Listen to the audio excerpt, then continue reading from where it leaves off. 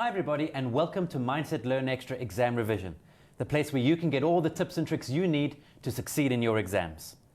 Now today we're going to take a look at English First Additional Language Paper 1. And we're very fortunate to be joined in the studio by Nandeepa from the Gauteng Department of Education. Hi Nandeepa, and welcome. Thank you, Dylan. Let's dive straight in. Tell us, what topics or subject areas are covered in English First Additional Language Paper 1? Paper 1 is a language and comprehension paper. It has 3 sections. Section A is comprehension, Section B is the summary, and Section C is language and editing. And how many marks do each of those sections attract? The paper carries 80 marks in all.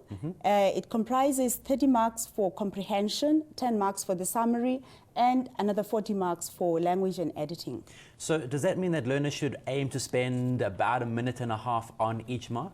More or less that, but try to give enough time for each and every question. So if you have 120 minutes, spend at least 40 minutes on each question. On each of the 3? Yes. Are there choices? Can learners choose question 1 or question 2 in a particular section? No. In this paper, learners are expected to answer all questions, so there are no choices. There may be 2 comprehension passages, but you have to answer both passages. And how many summary passages might there be?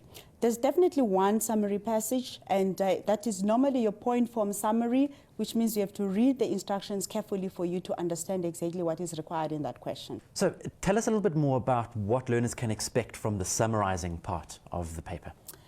The summary basically tests learner reading skills, that is their ability to skim for main details in a text.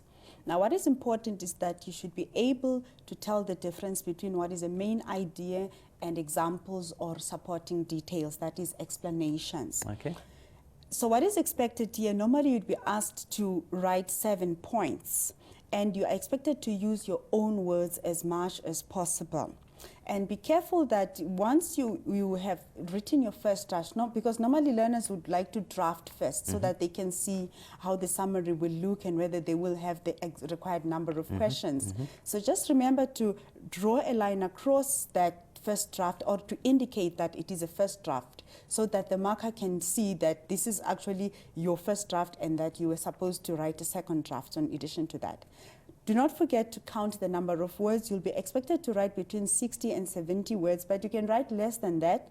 But be sure that you write the number of words used at the bottom of the summary. And I presume if you do use fewer words that you've still covered all of the main points. Definitely, but if you have to go over the 60 or 70 word limit, you can only go over by 5 words.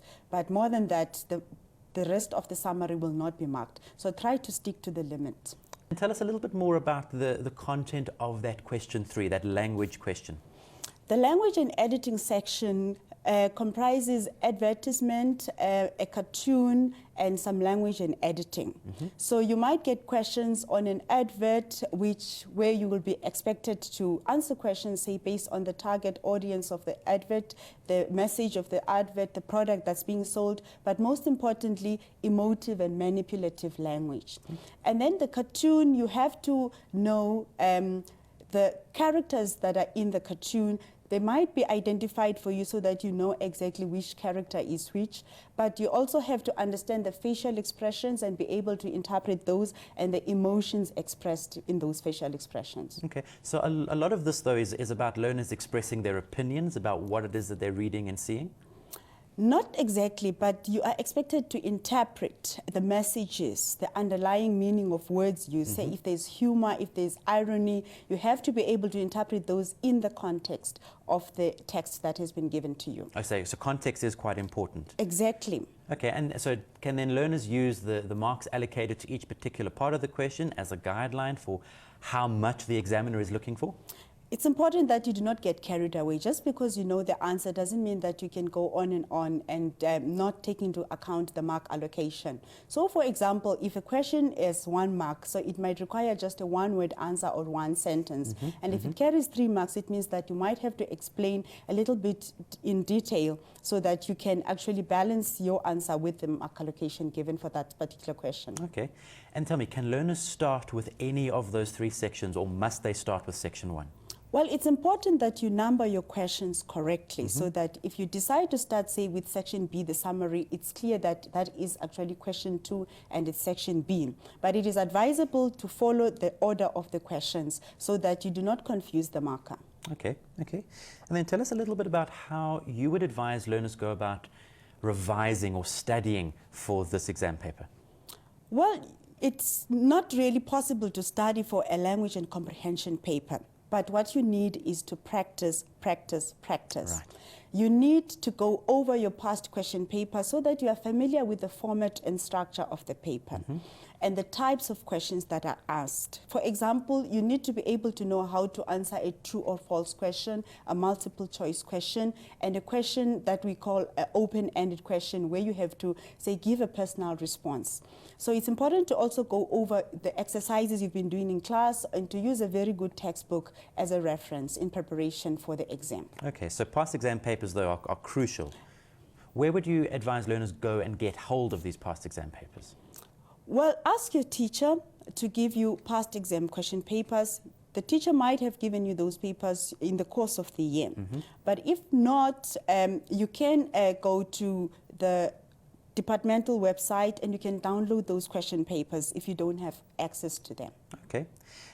Would your advice be that learners practice these skills alone or in pairs or in groups? Well, two heads are better than one, Dylan. So I'd advise you to definitely practice with a partner, with a classmate, in groups, because you might get ideas from different people. You might have your strengths, but you might also have your weaknesses. So to study in groups is definitely good advice that I might give to you. Okay, super. And then on the day of the paper, how can learners approach this so that it's a little less stressful? Well, it's very important to keep calm on the day of the exam.